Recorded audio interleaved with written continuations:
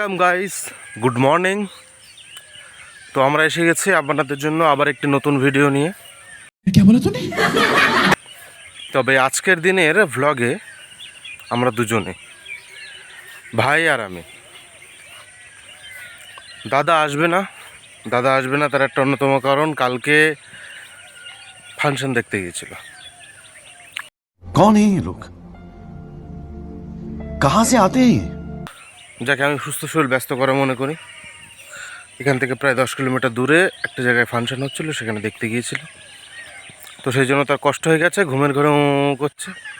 ভাই মাঝে মাঝে ফোনটা নিয়ে ট্রাই করার চেষ্টা করছে, আবার ফোনটা তুলছে না বলে ছেড়ে দিল। বললাম থাক, চল, ডাকতে হবে না আর। দুজনেই বেরোচ্ছি। তো আজকের জার্নিটা একটু অন্যরকম হবে, আজকের পথটা একটু অন্য দিকের। তো সাথে থাকুন, দেখতে থাকুন।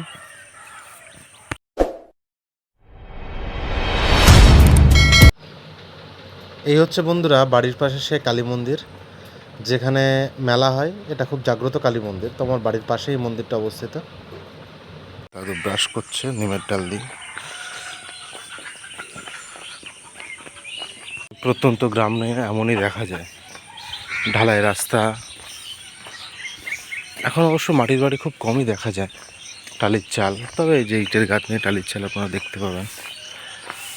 চট দিয়ে বাড়ি, রেস্টের দিয়ে বাড়ি খুব কমই দেখা যায় এগুলো।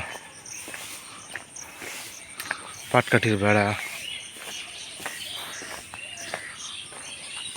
রাস্তার ধারে শুয়ে থাকা ছাগল, টিনের দরমার ঘর, এগুলো খুব কমই দেখা যায় আজকালকার দিনে। रस्सी जल गई पर बल नहीं गया। नहीं। আমরা দেখুন গ্রামের মধ্যে দিয়ে যাচ্ছি।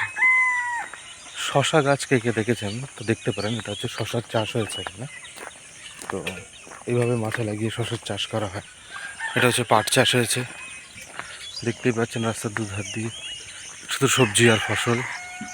আজকে আমরা এসেছি শহরে, মানে পুরো প্রপার গ্রামে, এক্স্যাক্ট গ্রামের যে একটা পরিবেশ কেমন হওয়া উচিত বা কেমন হওয়া দরকার সেটাকে দেখানোর জন্য।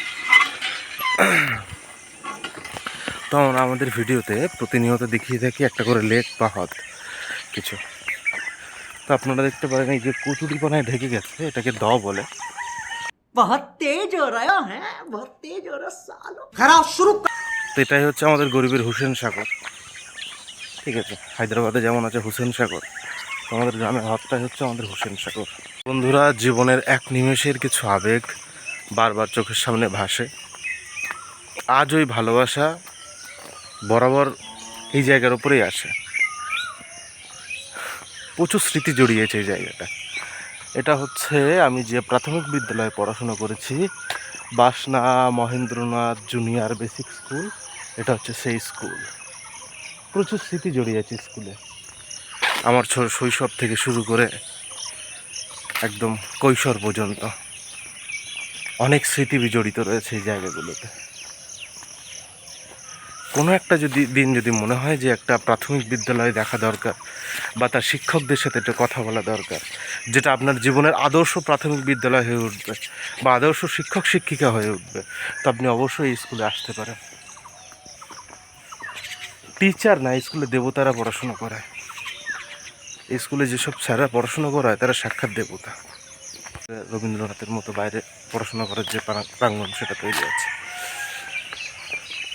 সামনে ভীষণ খেলার মাঠ, বড় খেলার মাঠ আছে স্কুল প্রাঙ্গণে। আপনারা বুঝতে পারছেন না, আমি সামনের দিকে গেলাম না, আমি রাস্তার ধার দিয়ে বেরিয়ে যাচ্ছি। আমরা এসেছি, মানে যে রাস্তায় যাচ্ছি সেটা হচ্ছে গতপাড়া রাস্তা। আপনি দেখতেই পাচ্ছেন এক দিদিভাই সাইকেলে করে সকালবেলা কাজে যাচ্ছে। আরও অনেক লোক আসছে কাজে যাবে। তার একটা অন্যতম কারণ হচ্ছে গ্রামের দিকে সংসার ছোট হতে পারে, কিন্তু এখন যা সমাজ এসে গেছে, আনএমপ্লয়মেন্ট চলে এসছে। মানুষ শিক্ষিত হোক বা বেকার, কোনো এমপ্লয়মেন্ট নেই। তো এখানে চাষবাস ছাড়া কিচ্ছু করার নেই মানুষের। হয়তো এরা মানে কারো শশা গাছের মাটি দিতে যাবে বা শশা গাছ বাঁধতে যাবে, এই তো চাষ। এখন শশা পাট এই ছাড়া কোনো চাষ নেই। তো মানুষের কিছু করার নেই, মানুষ অসহায়, মানুষ বেকার। ছেলে মেয়ে উভয়, সবাইকে কাজ না করলে কারো খাওয়া হবে না। তো আপনারা দেখতে পাচ্ছেন যে কত মানুষ এই রাস্তা দিয়ে যাচ্ছে কাজে। তাদের বাড়ি হয়তো এখান থেকে আরও 3-4 কিলোমিটার দূরে, কিন্তু তাও তাদের বাধ্য হয়ে যেতে হচ্ছে। देखा आपने लापरवाही का नतीजा है। তো বন্ধুরা, এত রৌদ্র, যাই হোক মানে সকালবেলা রৌদ্র একটা বেরিয়েছে। আমরা আমাদের গন্তব্যে পৌঁছে গেছি। এটা আমার বাড়ি থেকে প্রায় 4.5 কিলোমিটার রাস্তা। দেখতেই পাচ্ছেন আমার পাশে নদী আছে, আর এই নদীরই সেই ব্রিজ। তো বাকি ইতিহাসটা বলছি এবার এই নদী নিয়ে। এই নদীটার নাম হচ্ছে বেহুলা নদী। আপনারা সাহিত্যের ইতিহাসে মনসামঙ্গল কাব্যগ্রন্থ সম্পর্কে পড়েছেন। তো মনসামঙ্গল কাব্যে যে বেহুলা লক্ষিন্দরের কাহিনী লেখা ছিল, চাঁদ সওদাগরের পুত্র লক্ষিন্দরকে সাপে কামড়েছিল, সতী বেহুলা এই নদী দিয়েই ভেসে স্বর্গে গিয়েছিল লক্ষিন্দরকে নিয়ে। এই হচ্ছে সেই নদী।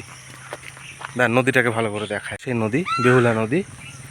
তবে শুধু তাই না, ওই দূরে দেখা যাচ্ছে যে ব্রিজ, সেটা হচ্ছে গতপাড়া ব্রিজ, আর সেটাই হচ্ছে আমাদের গন্তব্যস্থল।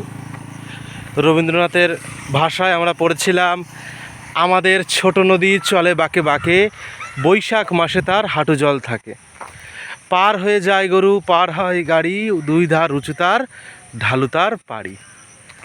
তো এই নদীটা দেখলে তেমন কিছুটাই মনে হবে। এটাই হচ্ছে আমাদের সেই গন্তব্যস্থল বা আজকে স্বপ্নের জায়গা। দেখুন ব্রিজটার সৌন্দর্য দেখুন।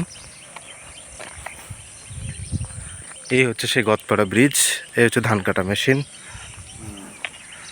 তো আপনারা দেখতে পাবেন আমরা আমাদের গন্তব্যে পৌঁছে গেছি। এই দেখুন নৌকা, এই হচ্ছে নদী।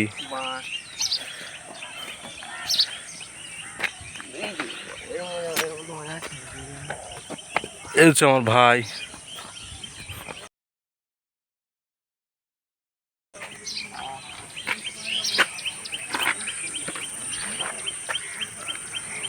এই যে সাইকেলে বৌদি যায়,